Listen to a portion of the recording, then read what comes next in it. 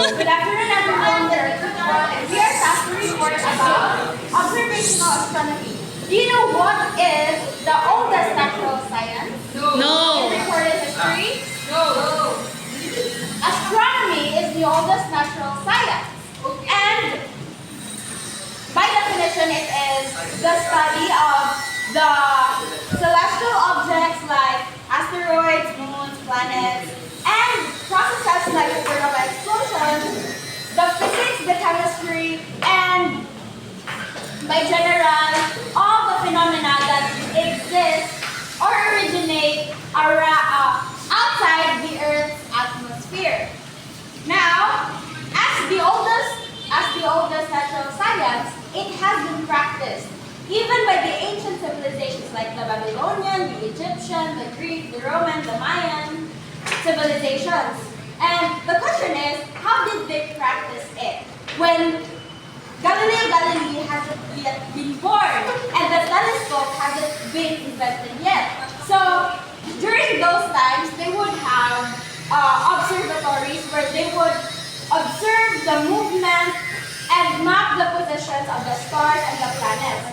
And from those observations, they had the early ideas about the movements of the planets. Now,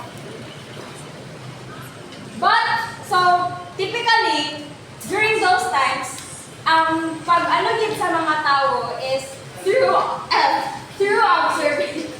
observation with their naked eye. Now, it is until 20th century na na-split ang professional astronomy into observational astronomy and theoretical astronomy. This afternoon we will be discussing about observational astronomy because theoretical astronomy was assigned to another group and it is their responsibility to enlighten you.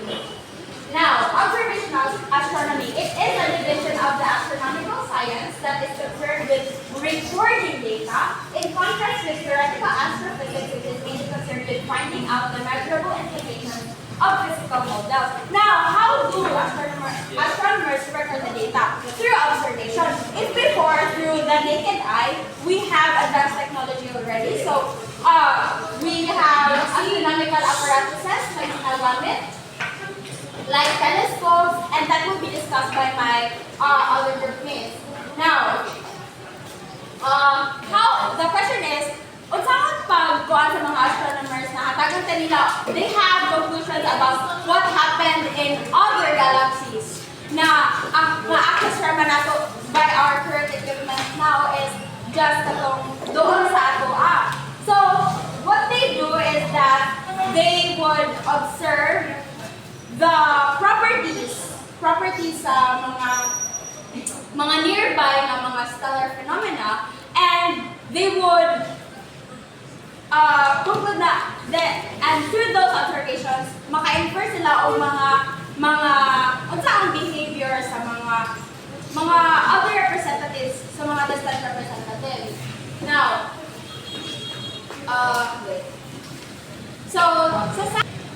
now the main source of data sa observational astronomy is the visible light or the electromagnetic radiation.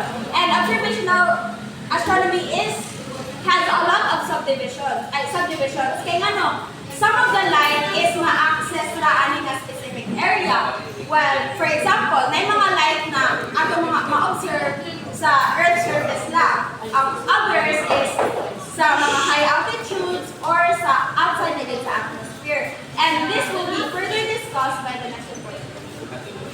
So, good afternoon everyone. My name is Christine Mayshirat and I will be tackling about the subdivision of observational astronomy. So, first is we have the optical astronomy. It's a part of astronomy that uses optical components such as mirror, lenses, and solid states that observe light from near infrared to near ultraviolet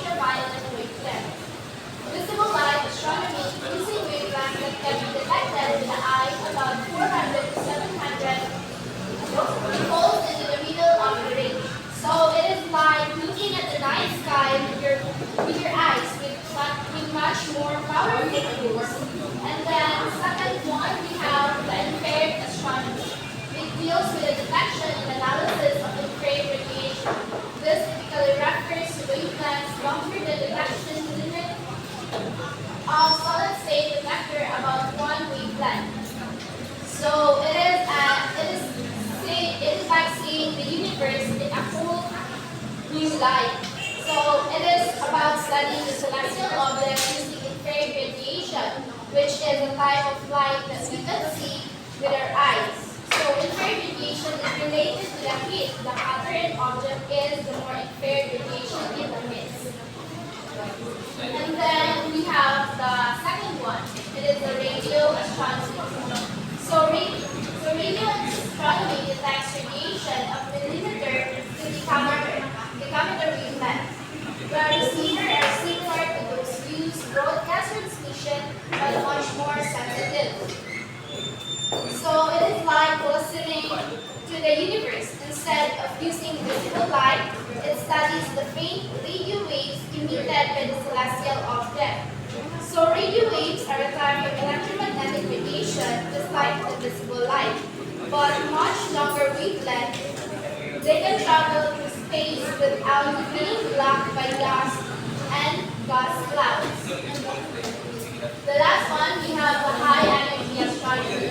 The X-ray astronomy, gamma ray astronomy, and extreme UV astronomy. So, in high energy astronomy is like viewing the universe through a powerful X-ray vision.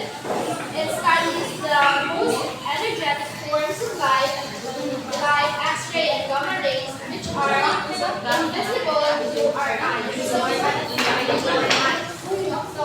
the next one will be